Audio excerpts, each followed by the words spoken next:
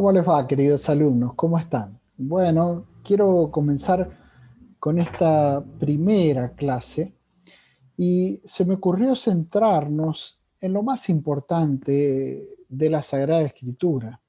Y como vamos a estudiar los Evangelios y los Hechos de los Apóstoles, la persona más importante y el sentido por el cual vivimos nosotros cristianos es nuestro Señor Jesucristo. O sea, toda la Sagrada Escritura, tanto el Antiguo Testamento como el Nuevo Testamento, ¿sí? Se fundan o concuerdan en que el centro de la Sagrada Escritura es nuestro Salvador, nuestro Señor Jesucristo.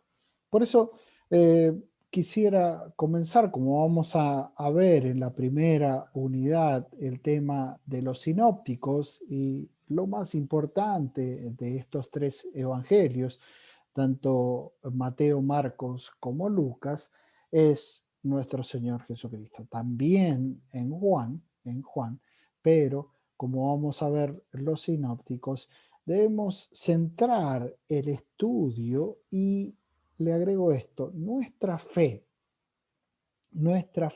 porque la Sagrada Escritura no es cualquier libro, sino que debe ser estudiado como es un libro de vida, debe ser estudiado no solamente intelectualmente, sino con nuestra fe.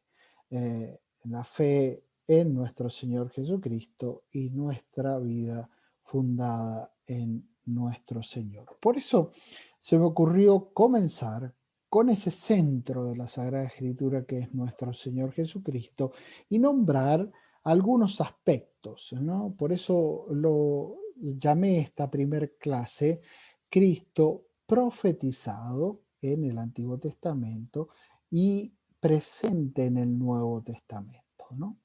Vamos a la primera parte, vamos a ver cómo lo podemos ver a Cristo. Acá hay varios aspectos en el esquema de la clase. Fácilmente, Cristo es centro de la Biblia, como habíamos dicho al principio, ya lo vamos a destacar un poquito más.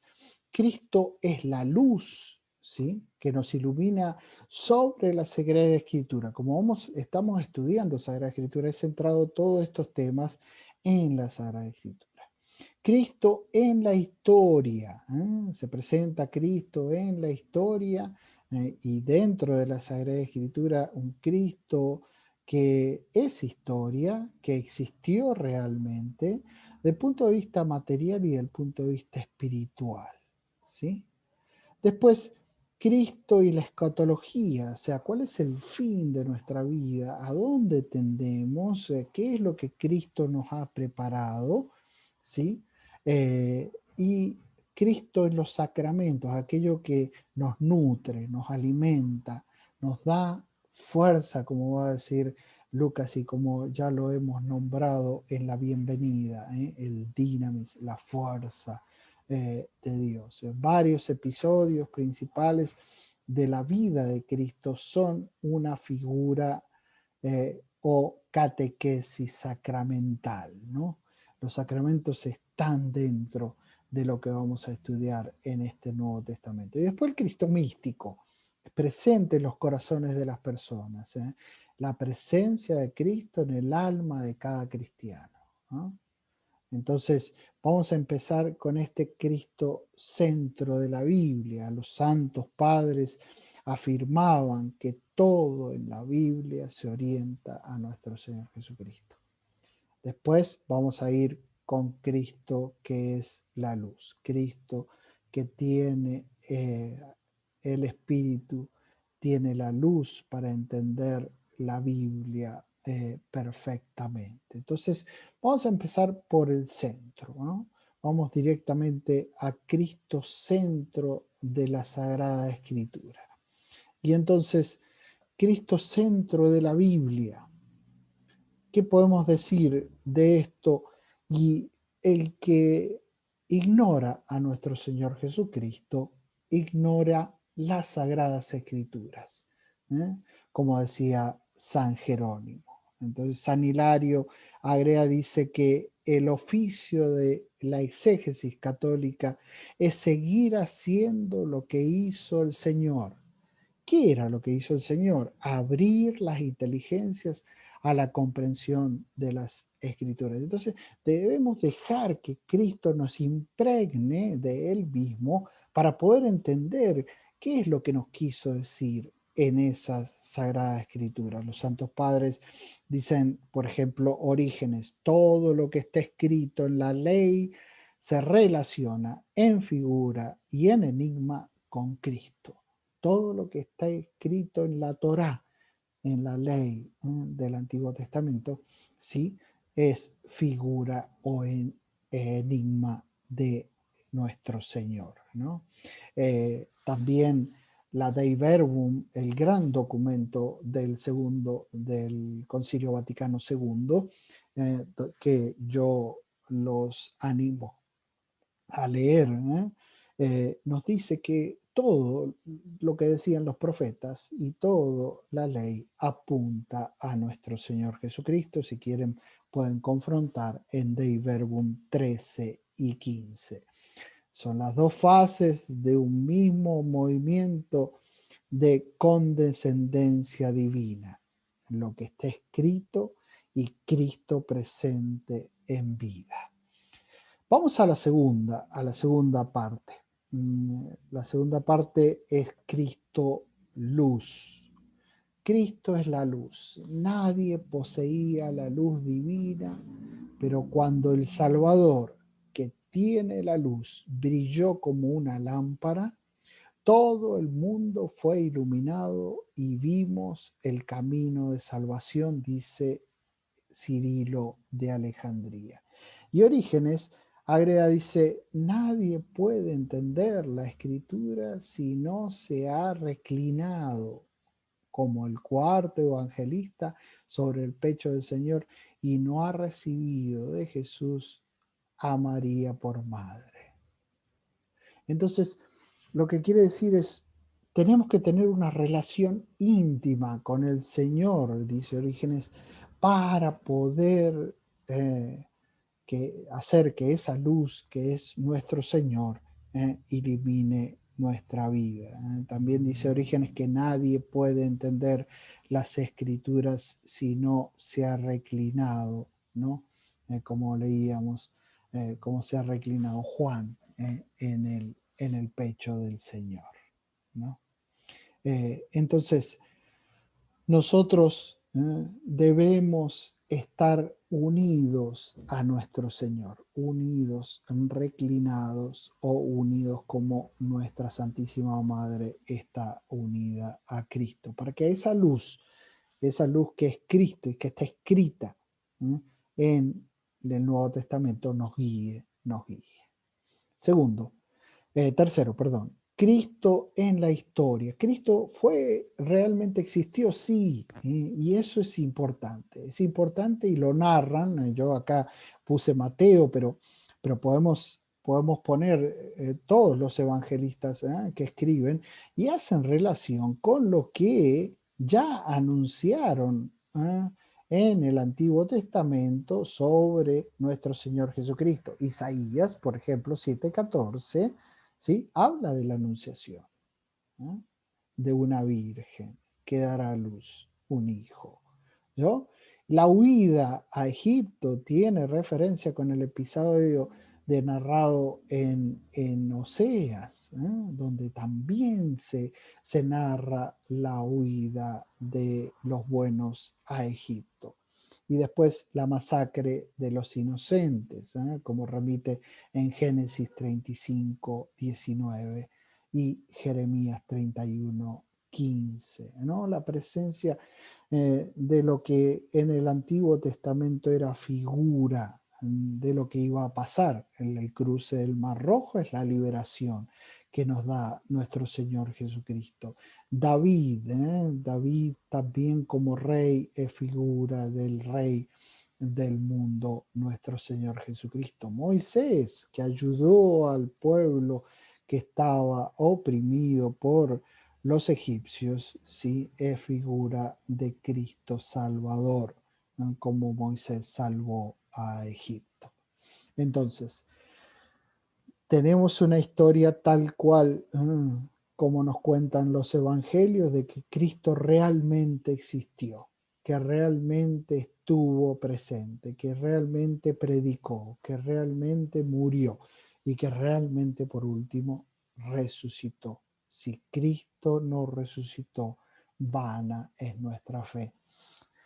Una historia espiritual. Jesucristo es señalado como el verdadero o el Cordero Pascual, que lo vimos en el Antiguo Testamento, Éxodo 12 del 1 al 14.